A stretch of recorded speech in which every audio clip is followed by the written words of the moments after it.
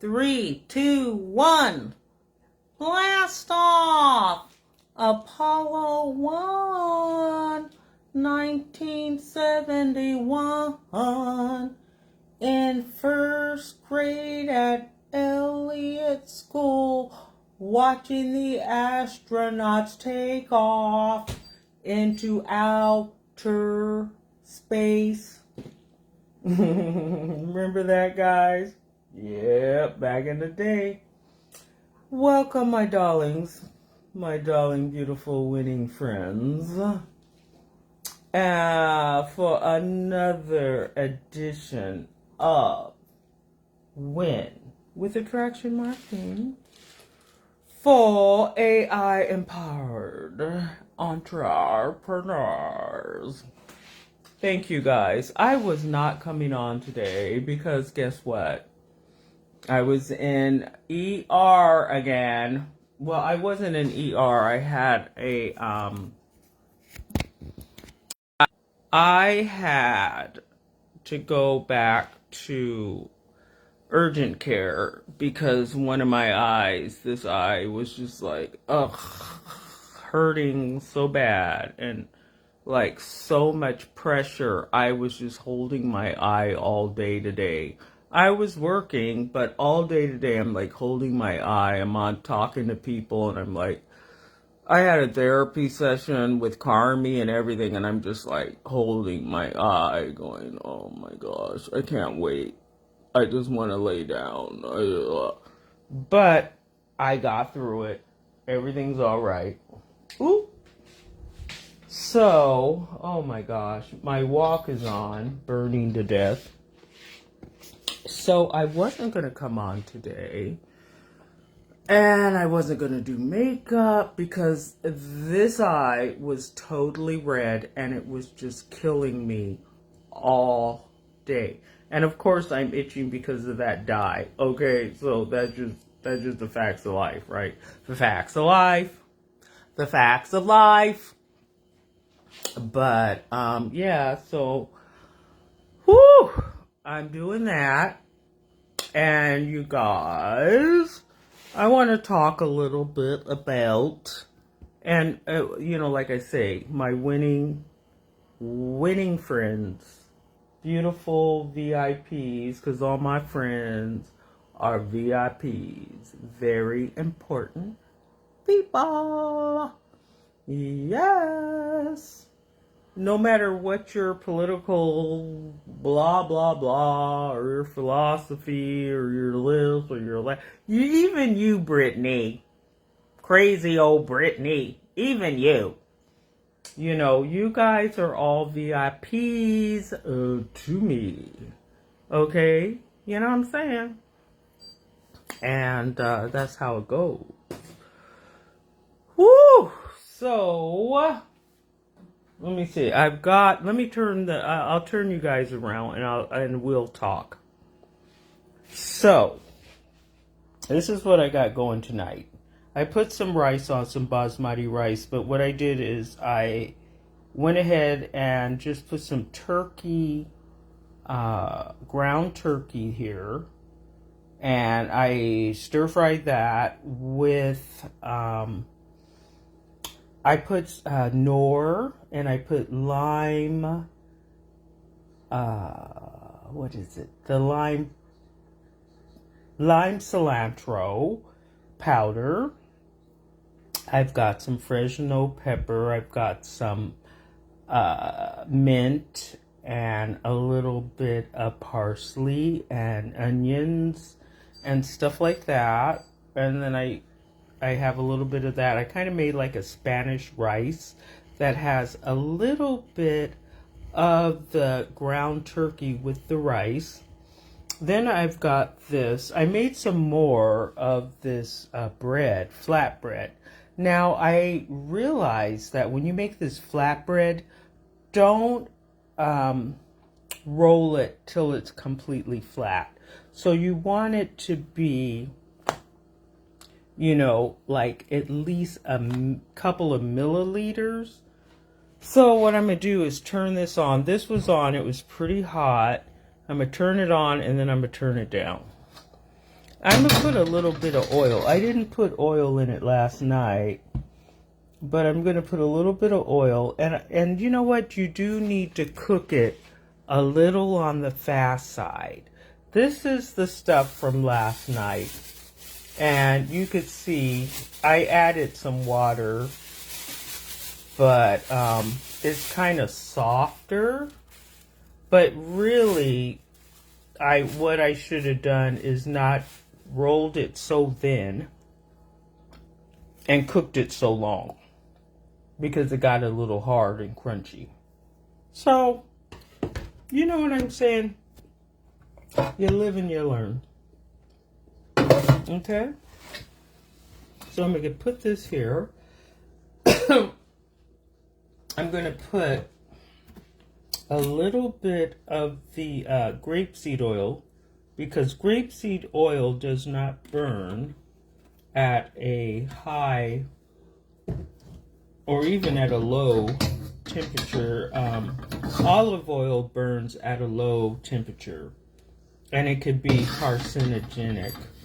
So I'm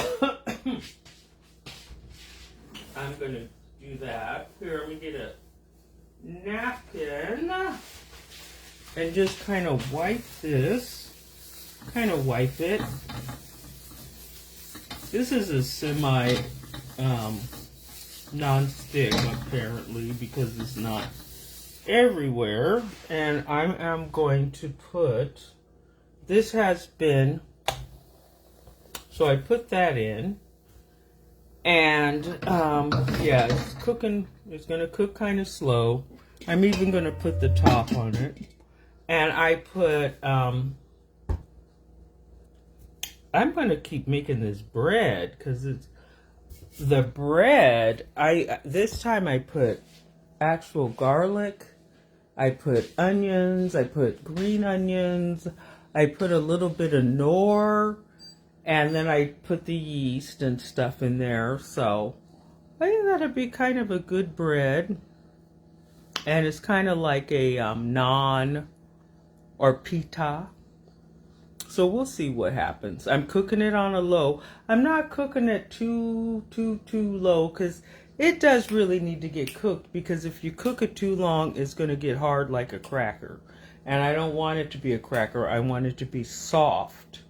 And so that you could put the filling in. Yeah. So this should be pretty good. And let's see. So I've got, let's see if I could turn this back around. So I've got this bread. I made it much smaller. I could have made one large one, but I decided to make those two small ones, which is fine. And then I have this. And what I am going to do, oh, it's really good. I mean, this turkey, it's delicious. Now, I didn't put any cumin, because I don't want to do a Mexican thing. I still want it to be a little bit more on the Middle Eastern side. So what I'm going to do is take some of the, I'm going to take the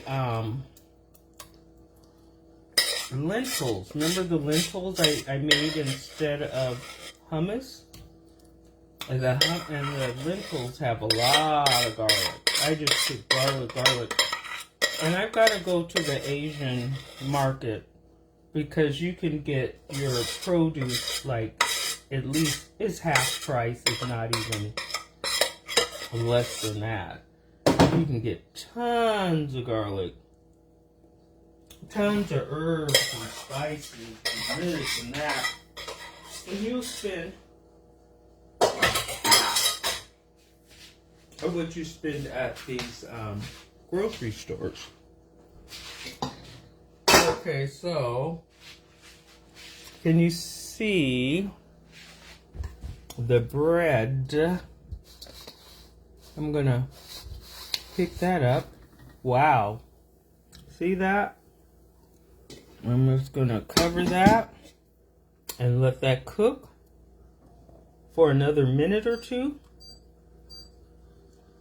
And that'll be good.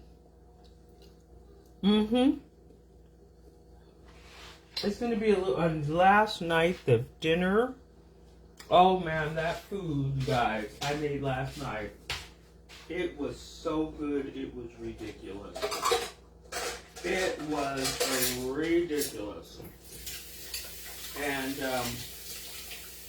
I'm telling you, I'm making this food, and all the food I'm making is food that I never made in my life.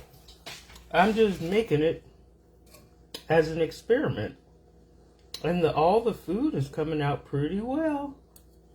Will you see this? Cook that for another minute or two. And that'll be done. Even this is a little bit browner than I would want it to be. The next one I'm going to try to cook. Not so much. And, yeah.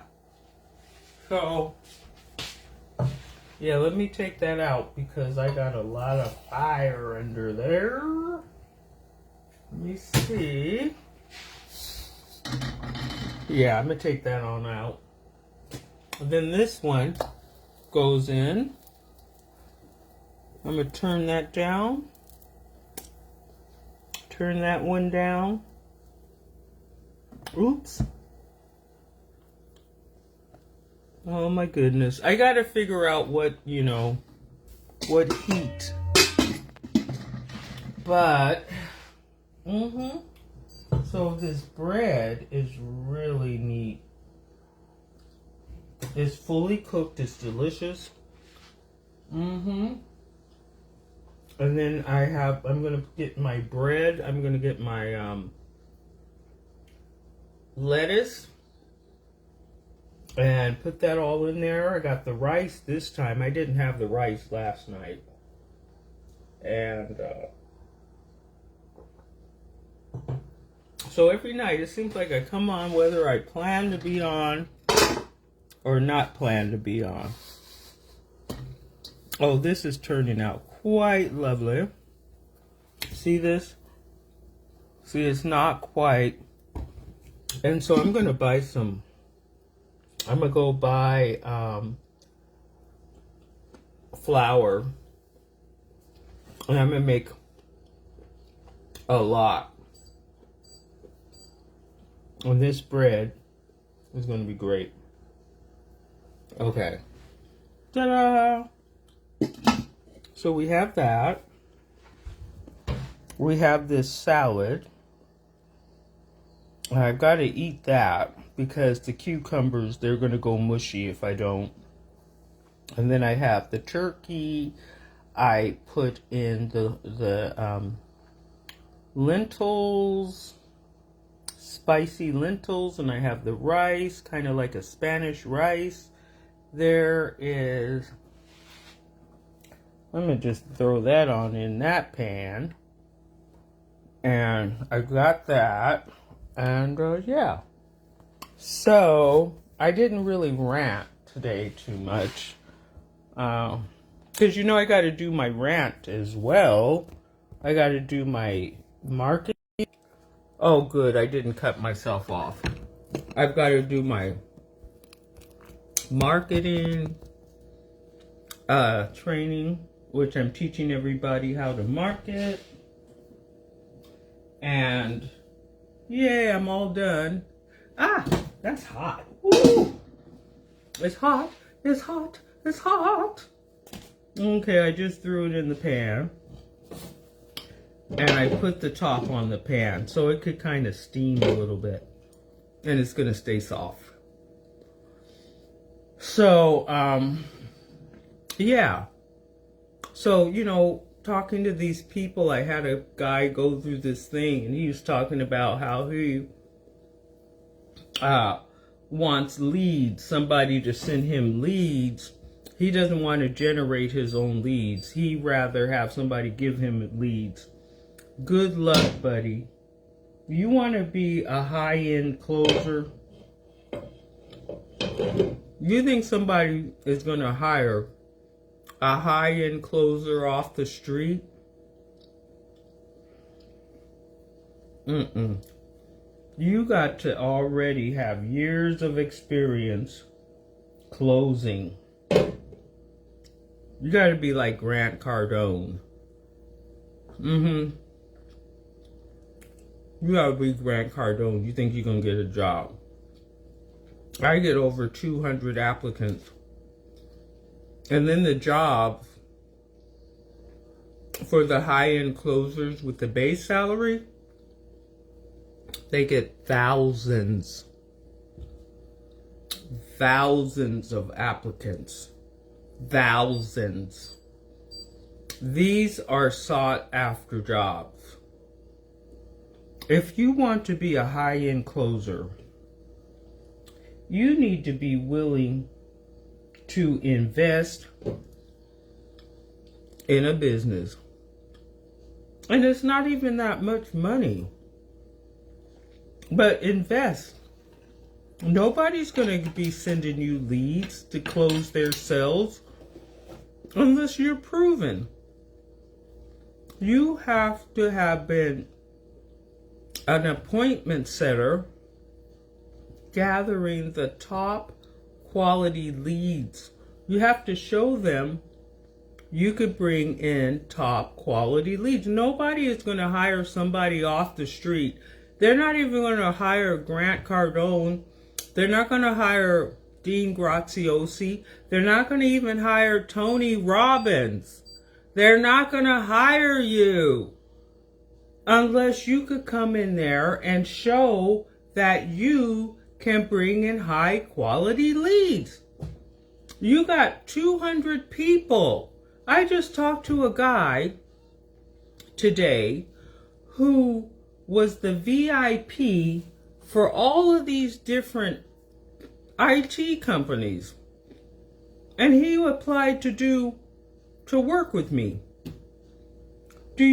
This other guy talking about, I want somebody to give me leads. No. Nobody's gonna, if a person can get leads, they're not gonna give the leads to you. They're not gonna give the leads to you. I don't know what these people think. They think, and their resumes are nothing. Their resumes, they could be from like 1983. And they think somebody want them. You guys, that's not how it works these days. There's a whole nother can of worms. To tell you the truth, the people will go to the Philippines and hire these people in the Philippines to close the sales for 2% of what they would pay a real closer. Because a Filipino over in the Philippines, they could close the sale. But they're not going to make $10,000. They're going to make $500. Okay? So you're competing with someone who will take 5% of the salary. And they could close the deal faster than you. These people just don't understand. They don't understand what America is about. And America has been about this since day one. Okay? It's been about this from day one. Okay, so you just go ahead and live in your little world, your